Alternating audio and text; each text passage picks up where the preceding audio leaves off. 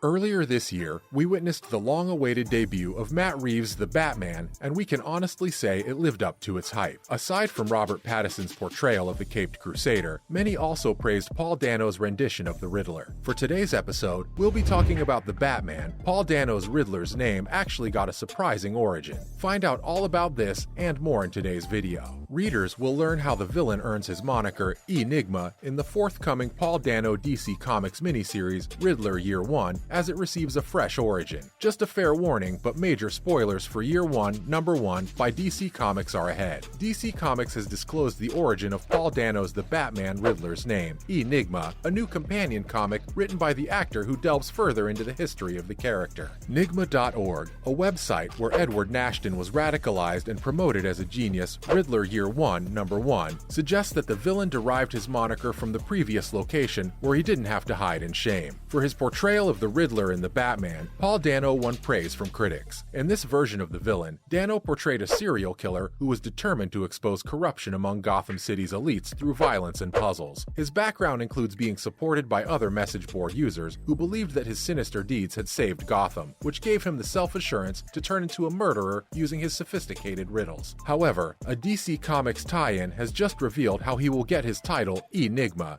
even though he was still going by Edward Nashton after the Batman. The origin of Edward Nashton, when he initially started his transformation into the Riddler, is revealed to readers in Riddler Year 1, Number 1 by Paul Dano, Steven Subic, and Clayton Cowles for DC Comics. Nashton, Batman's forensic accountant, was routinely disregarded by his superiors and never given credit for his efforts. Nashton, who lacks a sense of community in the world, seeks solace on the website Nigma.org, where he's praised for his aptitude for figuring out games, riddles, and puzzles. The website's users, according to Edward, are his only friends, and the only place he can go and be myself. And it's within the Nigma website where Paul Dano's Riddler gets his name. Paul Dano was asked by Screen Rant in an interview if the website would have a role in Edward Nashton's transformation into E as the Riddler. The actor acknowledged that the website originally had a different name, but that it was changed to Nigma.org because the original URL couldn't be used for legal reasons, which ties in well with the origin of the Batman persona. In fact, Nigma.org was a really fun addition once the art was there. Dano began to explain. It was a different name at first, and we couldn't legally call it that. I'm really happy that it worked out. It's a really fun part of the process that keeps growing as you write it. See the art and put the letters in, and do the final adjustments. There's other details like that. Steven put something in there that's fun to find. The actor added that even simply the traditional feeling of Batman or the Riddler, the question mark, excites him to see how those components develop. Dano believes that they're developing their own thing, but still maintaining some connections to everything else because he's certainly unique from previous Riddlers. Despite existing in the world of superheroes and Batman, Paul Dano's portrayal of the Riddler is horrifying in part because of how grounded in reality his radicalization on the incel message board feels. The only place Edward felt like himself was at Nigma.org, which eventually prompted him to assume the identity of the Nigma name in the world of the Batman universe. Riddler, DC Comics Year 1, Number 1 is currently available in bookstores. In other related news, Paul Dano also shared extensive spoiler protections on set that were put in effect last year. The Batman set has strict spoiler controls, as Paul Dano explains. The wicked preacher Eli Sunday in Paul Thomas Anderson's There Will Be Blood, and the cruel slave owner John Tibeats in Steve McQueen's 12 Years a Slave were two of Dano's most memorable villain roles before the Batman. As Edward Nashton, a serial killer who preys on Gotham City's elite and taunts law enforcement with ciphers and riddles a la the Zodiac killer, Dano made his DC debut earlier this year. In addition to Robert Pattinson as the Dark Knight, Zoe Kravitz as Catwoman, Jeffrey Wright as James Gordon, John Turturro as Carmine Falcone, Andy Serkis as Alfred Pennyworth, Colin Farrell as the Penguin, and Barry Keoghan as the Joker. Many performances from the Batman received high praise. Dano as the Riddler was one of them. There were various precautions made to make sure the DC movie's secrets weren't revealed during production because it was a high-budget comic book blockbuster. This includes fabricating actor lists, filming fictitious sequences, and implementing multiple spoiler prevention measures. Dano described some of these spoiler protection procedures that were used on the Batman in a recent GQ interview. Hard copies of all production materials were provided to the actor while they were on location, and they were tightly kept in a special binder that had a lock